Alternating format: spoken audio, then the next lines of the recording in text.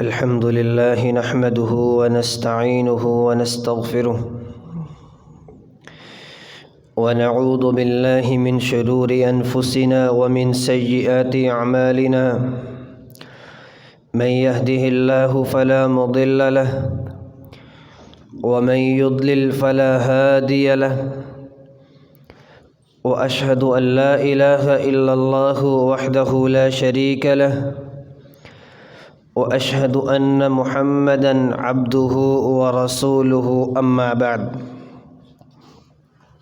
فإن خير الحديث كتاب الله وخير الهدي هدي محمد صلى الله عليه وسلم وشر الأمور محدثاتها وكل محدثة بدعة وكل بدعة ضلالة وكل ضلالة في النار يا أيها الذين آمنوا اتقوا الله حق تقاته ولا تموتن إلا وأنتم مسلمون يا أيها الناس اتقوا ربكم الذي خلقكم من نفس واحدة وخلق منها زوجها وبث منهما رجالا كثيرا ونساء واتقوا الله الذي تساءلون به والأرحام إن الله كان عليكم رقيبا يا أيها الذين آمنوا اتقوا الله وقولوا قولا سديدا يصلح لكم أعمالكم ويغفر لكم ذنوبكم ومن يطع الله ورسوله فقد فاز فوزا عظيما اللهم صل على محمد وعلى آل محمد كما صليت على إبراهيم وعلى آل إبراهيم إنك حميد مجيد اللهم بارك على محمد وعلى آل محمد كما باركت على إبراهيم وعلى آل إبراهيم إنك حميد مجيد رب اشرح لي صدري ويسر لي أمري واحلل عقدة من لساني يفقه قولي رب يسر ولا تعسر وتمم بالخير أعوذ بالله السميع العليم من الشيطان الرجيم من همزه ونفخه ونفثه بسم الله الرحمن الرحيم يا أيها النبي إنا أرسلناك شاهدا ومبشرا ونذيرا وداعيا إلى الله بإذنه وسراجا منيرا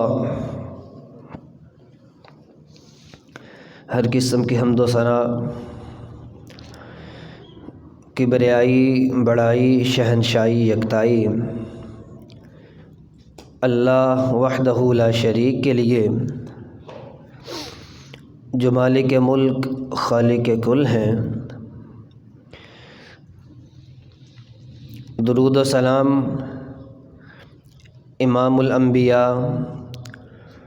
جناب محمد الرسول اللہ صلی اللہ علیہ وآلہ وصحبہ وسلم کی مقدس مطہر بابرکت ہستی پر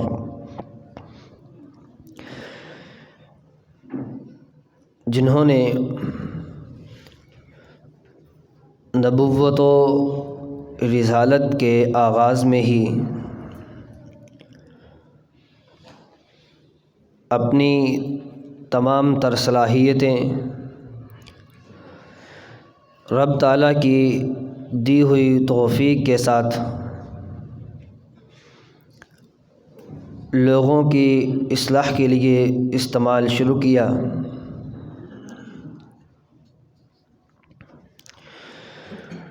رحمت اور بخشش کی دعا جناب صحابہ کرام کے لیے، تابعین اعظام کے لیے، فقہاء کرام کے لیے، محدثین اعظام کے لیے، علماء کرام کے لیے جو اپنے اپنے وقت میں نبوت و رسالت کے علم کا علم بلند کیے ہوئے ہیں۔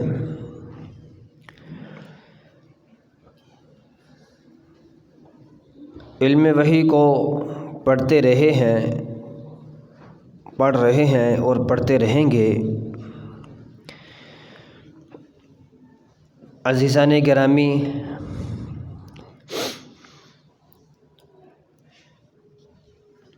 رسول اللہ صلی اللہ علیہ وسلم کی نبوت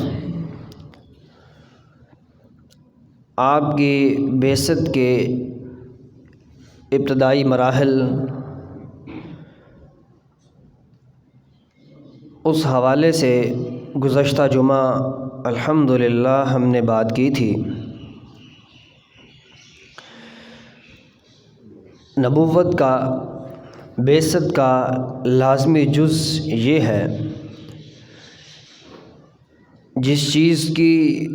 ذمہ داری میرے اللہ نے نبوت اور رسالت کے ذریعے نبی مکرم صلی اللہ علیہ وسلم کو عنایت فرمائی ہے، اس ذمہ داری کو پورا کرتے ہوئے علم وحی کو، علم رسالت کو لوگوں تک پہنچانا ہے، اس کی تبلیغ کرنی ہے۔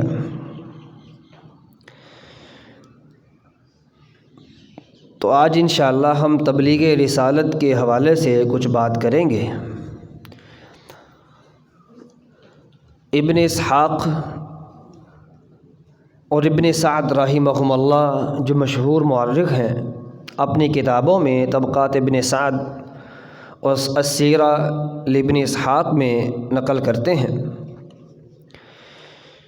کہ رسول اللہ صلی اللہ علیہ وسلم نے نبوت کے مل جانے کے بعد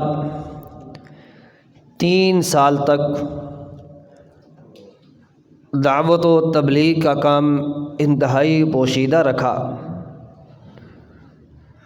اس میں آپ کے اہل خانہ،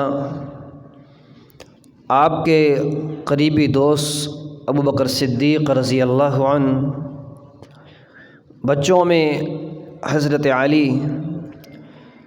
رضی اللہ عنہ، اسی طرح حضرت بلال،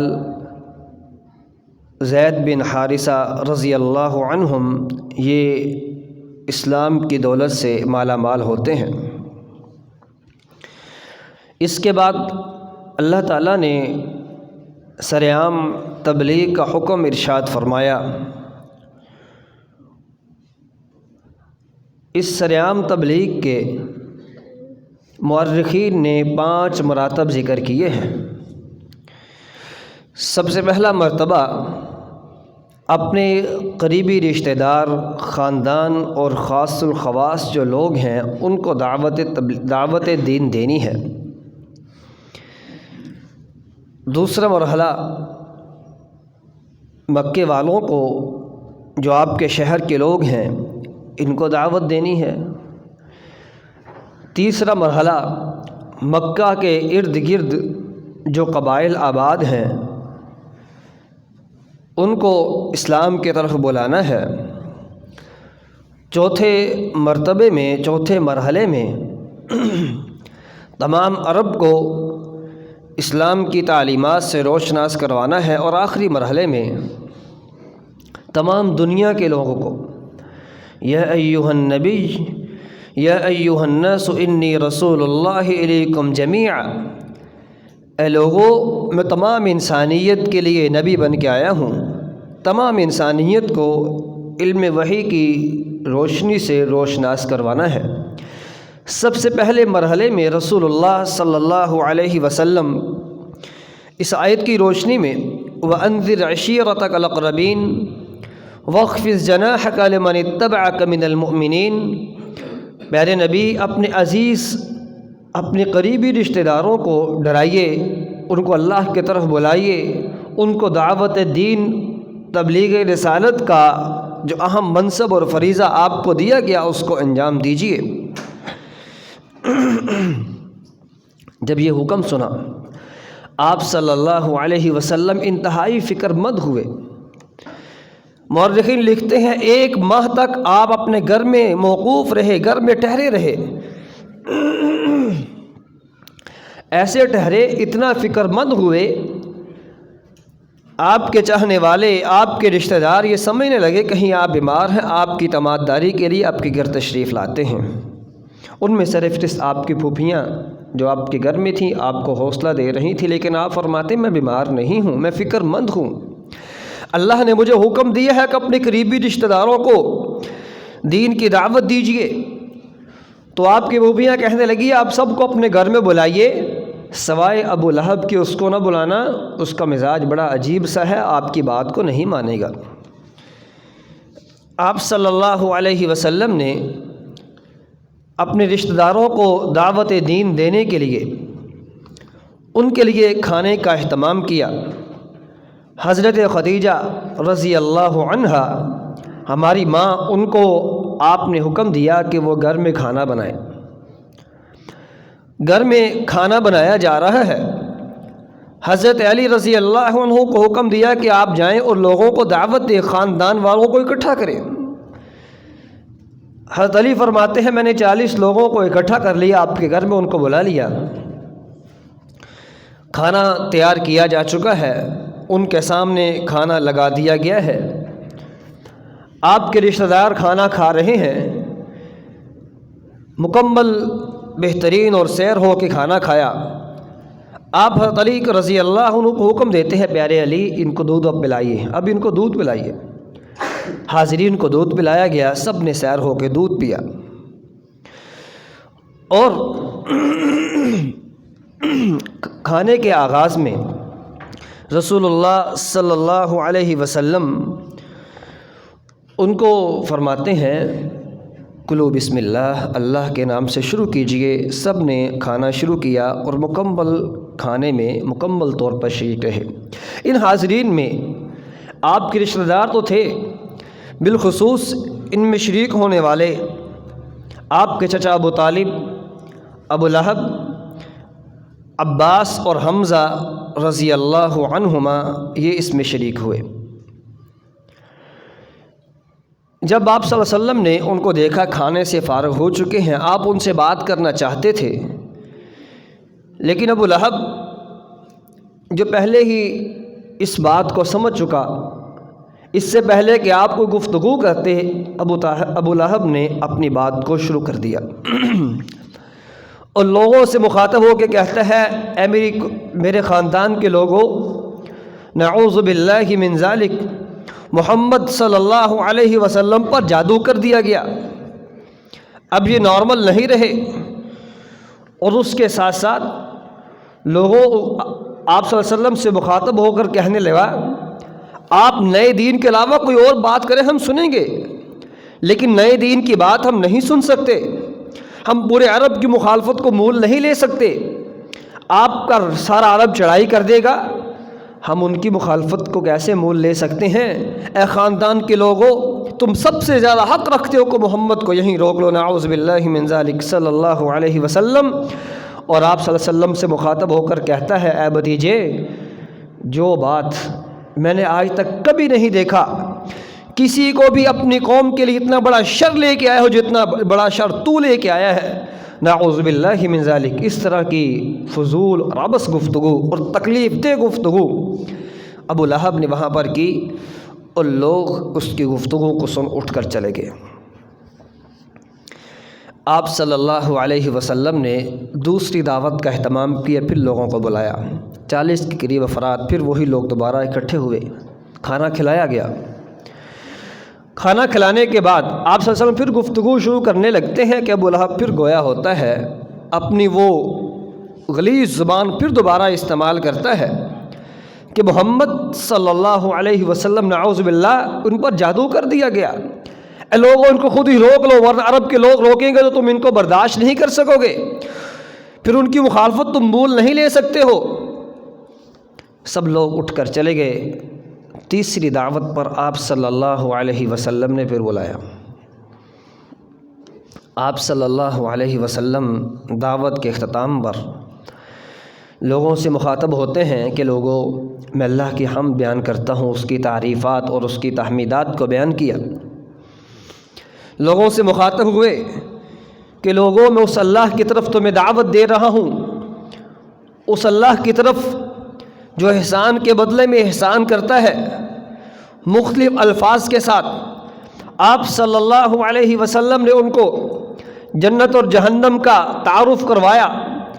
اچھائی کے بدلے میں جنت اور برائی کے بدلے میں جہنم کو بتایا، اور ساتھ ہی فرمایا واللہ الذی لا الہ الا ہو وانی لرسول اللہ۔ اب وہ اللہ، اس ذات کی طرف میں تمہیں دعوت دے رہا ہوں جو سب کا معبود ہے، میں اللہ کا بندہ اور اس کا رسول ہوں۔ اور کیا ہے کہ تم جو لوگ میرے خاندان کے لوگ ہو، وَإِنِّي لَرَسُولُ اللَّهِ إِلَيْكُمْ خَاصَّةً وَإِلَى النَّاسِ عَامَّةً، میں تمہارے طرف خاص طور پر بھیجا گیا ہوں، لیکن عام دوسرے لوگوں پر عمومی طور پر خصوصاً آپ کے پاس بھیجا گیا ہوں، تم میری اطاعت کر لو، اسی میں کامیابی ہے، اسی میں سب کچھ ہے۔ عزیزان گرامی، آپ کی دعوت کو سن کے، آپ کی بات کو سن کے مختلف قسم کے رد عمل اور مختلف قسم کی باتیں سامنے آتی ہیں۔ ہم مصطفیٰ جانے سے پہلے اس عمل کو سامنے رکھ کے اپنی عملی زندگی میں جو ہم پوائنٹ آؤٹ کر سکتے ہیں اس کی طرف آتے ہیں کہ رسول اللہ صلی اللہ علیہ وسلم نے دین کی دعوت دینے کے لیے دین حنیف کی اس بہترین بات اور خوبصورت بات کو، تعلیمات کو لوگوں تک پہنچانے کے لیے، اپنے خاندان تک پہنچانے کے لیے جو طریقہ اور راستہ استعمال کیا وہ کھانا کھلانے والا راستہ تھا، لوگوں کو پاس بلانے والا راستہ تھا، لوگوں کو اپنائیت دینے والا راستہ تھا، ان کے ساتھ محبت اور مودت کا رویہ رکھنے والا راستہ تھا۔ اور رسول اللہ صلی اللہ علیہ وسلم نے امت کو اس بات کی ترغیب بھی دلائی، وَأَطْعِمُوا الطَّعَامَ وَصَلُّوا بِاللَّيْلِ وَالنَّاسُ نِيَامٌ۔ ان اعمال میں سے جو اعمال انسان کو جنت میں لے جاتے ہیں ان میں سرفہرست یہ عمل بھی ہے، وَأَطْعِمُوا الطَّعَامَ تَدْخُلُوا الْجَنَّةَ بِسَلَامٍ۔ رسول اللہ فرماتے ہیں صلی اللہ علیہ وسلم، تم کھانا کھلایا کرو، میں محمد الرسول تمہیں جنت کی ضمانت دیتا ہوں صلی اللہ علیہ وسلم۔ عزیزان گرامی، یہی راستہ تھا لوگوں کو قریب کرنے کا، آپ نے وہی استعمال کیا۔ اور جب دین کی دعوت اور تبلیغ لوگوں تک پہنچا چکے، تبلیغ رسالت کا کام کر چکے، تو ابو لہب پھر اپنی بات کو، اپنی وہ غلیظ زبان کو استعمال کرتا ہے، لیکن قوم کے سردار ابو طالب وہ آپ صلی اللہ علیہ وسلم کی حوصلہ افزائی فرماتے ہیں اور کہتے ہیں کہ بیٹے، جس کام کے لیے تجھے مبعوث کیا گیا وہ بہترین کام ہے، بالفاظ دیگر آپ اس کام کو کرتے رہیں، ہم آپ کے ساتھ ہیں، آپ کی مدد و معاونت کرتے رہیں گے، لیکن میں خود اپنے آپ کو عبد المطلب کے دین سے الگ کرنے کے لیے راضی نہیں پاتا، میں خود عبد المطلب کے دین پر رہوں گا، آپ کا دین قبول نہیں کر رہا، اس کو قبول نہیں کر رہا، لیکن آپ کے لیے ہماری جو مدد ہے، وہ اعانت ہے، وہ ہمیشہ آپ کے ساتھ رہے گی۔ ابو لہب کے علاوہ باقی جتنے بھی سردار تھے، جتنے بھی لوگ وہاں پر تشریف رکھتے تھے، سب نے خوبصورت بات کہی، بلی بات کہی، حوصلہ افزا بات کہی۔ ابو لہب اپنی بات پر اڑا رہا۔ ابو لہب کی بات سن کے ابو لہب کی بہن صفیہ رضی اللہ عنہا، آپ کی پھوپھی، ابو لہب سے مخاطب ہوتی اور کہتی ہے، بھیا آپ کو کیا ہوا؟ آپ چاہتے ہیں کہ عرب آپ کے بھتیجے کی توہین کریں؟ آپ سمجھتے ہیں کہ آپ کا بھتیجا اس مقام پر ہے، اس کی توہین کی جائے؟ آپ بھی جانتے ہیں اور ہم بھی جانتے ہیں،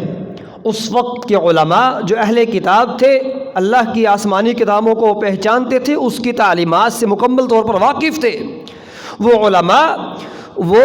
ہمیں بتاتے رہے ہیں کہ عبد المطلب کی اولاد سے ایک نبی آنے والا ہے، تو اب اس کو قبول کیوں نہیں کرتے؟ ان کی بات کو کیوں نہیں سنتے؟ تو ابو لہب نے اس بات کا جواب بھی بالکل فضول بات سے دیا، کہنے لگا یہ تو ہوائی باتیں ہیں، یہ تو خواہشات ہیں، یہ وہ عورتوں والی چلتی پھرتی باتیں، اس میں سچائی نہیں ہے۔ لیکن بات کو نہ مانا۔ اس کے ساتھ ہی رسول اللہ صلی اللہ علیہ وسلم کو برسر عام نبوت کا اعلان کرنے کا حکم دیا گیا۔ فاصدع بما تؤمر واعرض عن المشرکین، میرے نبی آپ کو جو حکم دیا گیا ہے آپ ان لوگوں کے سامنے بیان کیجئے، اپنے مدعا کو ان کے سامنے رکھیے اور مشرکین سے اعراض کر لیجئے۔ آپ صلی اللہ علیہ وسلم اس حکم کو ملنے کے بعد عرب کے دستور کے مطابق کوہ صفا پر چڑھتے ہیں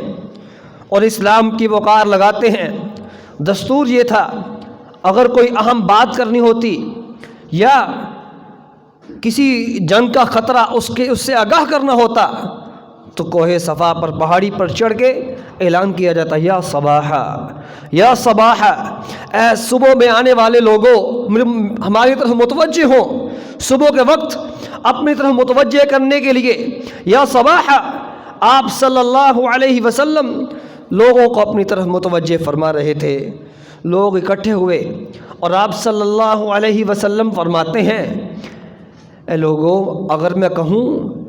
کہ اس پہاڑی کے پیچھے ایک لشکر تم پر حملہ آور ہونے کو ہے، تم میری بات کو مان لو گے؟ تو سب لوگ یک زبان ہو کر بولتے ہیں، نعم ما جربنا علیک الا صدقا، اے محمد صلی اللہ علیہ وسلم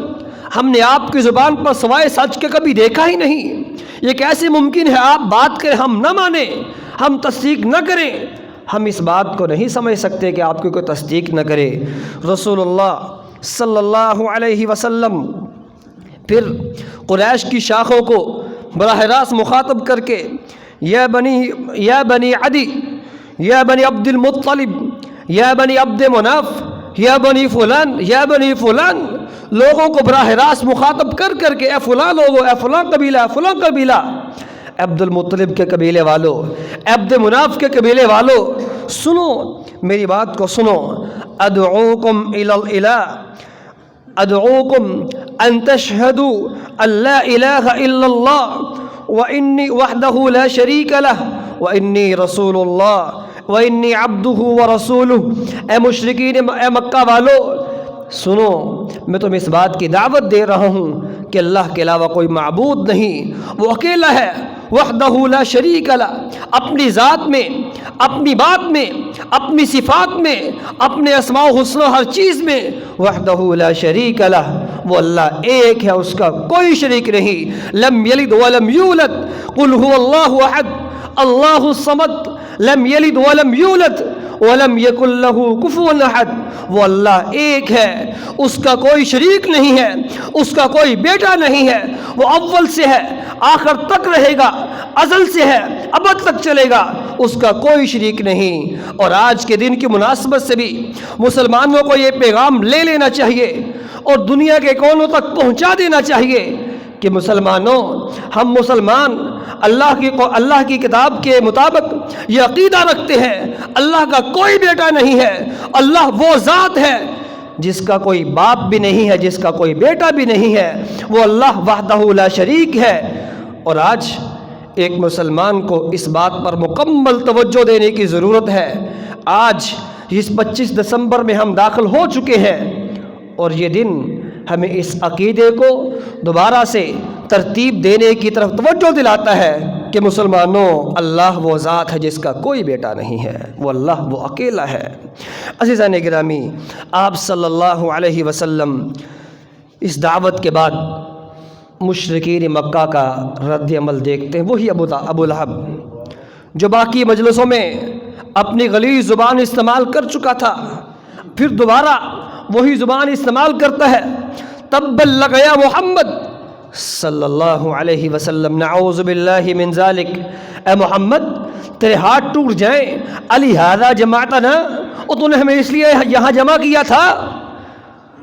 عزیزان گرامی، جب رسول اللہ صلی اللہ علیہ وسلم پر براہ راست اور بغیر کسی لگی لپٹی کے ابو لہب یہ ہرزہ سرائی کرتا ہے، آپ کی شان میں توہین اور آپ کی شان میں گستاخی کرتا ہے، تو اللہ کے محمد الرسول اللہ صلی اللہ علیہ وسلم کے بیچنے والے اللہ کو، اس رب کو جلال آیا، اور پھر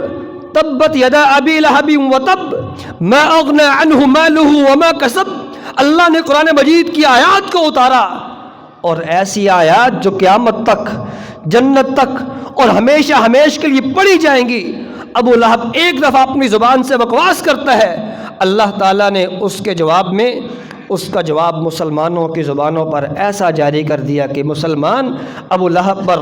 وہ قرآن مجید کی آیات کی روشنی میں اس کے لیے یہ کلمات پڑھے گا، تبت یدا ابی لہب وتب، اے ابو لہب تیرے ہاتھ ٹوٹ جائیں، مسلمان یہ پڑھتا رہے گا، اللہ اس کو اجر و ثواب سے نوازتے رہیں گے۔ عزیزان گرامی، اور ابو لہب کی یہ ہرزہ سرائی، اس کی باتیں سننے کے بعد مشرکین مکہ نے بھی مخالفت میں کمر کسی اور آپ کی مخالفت میں اپنے آپ کو مکمل طور پر لگا دیا۔ اور عزیزان گرامی، سب سے بڑی جو وجہ ہے مشرکین مکہ کو اسلام سے دور رکھنے کی، وہ اسلام کے قریب نہیں آ رہے تھے، سب سے بنیادی اور پہلی وجہ، پہلا سبب یہ تھا، ان کا ایک ہی کہنا تھا، ہمارے آباء و اجداد کیسے دین سے خالی ہو سکتے ہیں، ہم ان کو دین کو کیسے چھوڑ سکتے ہیں، تو ہم ہمارے بتوں کو، ہمارے معبودان کو کیسے غلط کہہ سکتے ہو، عبد المطلب جو ہمارے بڑے تھے اور اس سے بڑے جو لوگ تھے وہ کیسے غلط دین پر چل سکتے ہیں۔ قالوا بل وجدنا آباءنا كذلك يفعلون، وہ بھی ایسے ہی کرتے رہے ہیں، ہمارے آباء و اجداد بھی اسی دین پر تھے، ہم بھی اسی دین پر رہیں گے۔ قالوا بل نتبع ما وجدنا آباءنا، ہم تو اسی کی پیروی کریں گے جن کے ہمارے باپ دادا کرتے رہے ہیں۔ عزیزان گرامی، یہ انسان کو اسلام سے، دین حنیف سے اور صحیح تعلیمات سے دور کرنے کا سب سے بڑا ایک پریشان کر مرحلہ اور انسان کے لیے زہر قاتل ہے۔ انسان بات کو سمجھنے کی بجائے یہ بات کہہ کے کافی ہو جائے، ہمارے بڑے بھی کرتے رہے، ہم بھی ایسا ہی کریں گے، یہ وہ بات تھی جو مشرکین نے کہی۔ دوسری بات، دوسرا سبب ان کے سامنے یہ تھا، یہ محمد صلی اللہ علیہ وسلم عرب پر، پوری دنیا پر فتح حاصل کرنے کی اور ان کو لینے کی باتیں کرتے ہیں، اور حالت یہ ہے کچھ غریب لوگوں کے علاوہ کوئی ان کے پاس، محمد صلی اللہ علیہ وسلم کے پاس بیٹھنے کے لیے اور آپ کی بات کو ماننے کے لیے تیار نہیں تھا۔ یہی وجہ تھی وہ مشرکین مکہ مسلمانوں کو مذاق اڑایا کرتے اور کہا کرتے، یہ مکہ والوں، یہ وہ مسلمان وہ لوگ ہیں، ان کے پاس ایک ایسی شخصیت موجود ہے، محمد صلی اللہ علیہ وسلم ایسے بادشاہ ان کو کہا کرتی ہے، ایسے بادشاہ ہیں، کل ہی ان کے پاس کیسر و کسریٰ خود آئیں گے اور اپنے خزانے ان کے سامنے ڈیر کر دیں گے۔ اس طرح کی بیہودہ باتیں اور فضول قسم کے مذاق کر کے مسلمانوں کو تکلیف پہنچایا کرتے۔ اللہ تعالیٰ جو اپنے عرش پر مستوی ہے، مسلمانوں کی حالت کو دیکھ کر آپ صلی اللہ علیہ وسلم کو تسلی دیتے ہیں، قد نعلم انہ لیحزنک الذی یقولون، اے میرے پیارے نبی میں جانتا ہوں، ہم اس بات کو پہچانتے ہیں، ان باتوں کو دیکھ کر آپ تکلیف محسوس کرتے ہیں، آپ پریشان نہ ہوئیے گا، انشاءاللہ ایک دن آئے گا، وَأَنْتُمُ الْأَعْلَوْنَ إِن كُنتُم مُؤْمِنِينَ۔ مسلمان اور اسلام ایسا مذہب ہے جو غالب ہونے کے لیے آیا ہے، الاسلام یعلی ولا یعلی، اسلام غالب ہونے کے لیے آیا ہے، مغلوب ہونے کے لیے نہیں۔ صرف مسئلہ یہ ہے، ان کنتم مؤمنین، اگر ماننے والے صحیح ہو جائیں، اگر ماننے والے واقعی صحیح معنوں میں تسلیم کر لیں، اس پر عمل کر لیں، تو اسلام اور مسلمان انشاءاللہ معزز ہیں، مکرم ہیں، اللہ کے ہاں مقرب ہیں۔ اللہ ہمیں اس کی توفیق دے، ہم سیرت النبی صلی اللہ علیہ وسلم سے سیکھیں اور اپنی زندگی میں اس کو لے کے آئیں۔ اللہ ہم سب کا حامی ناصر ہو۔ والسلام علیکم ورحمۃ اللہ وبرکاتہ۔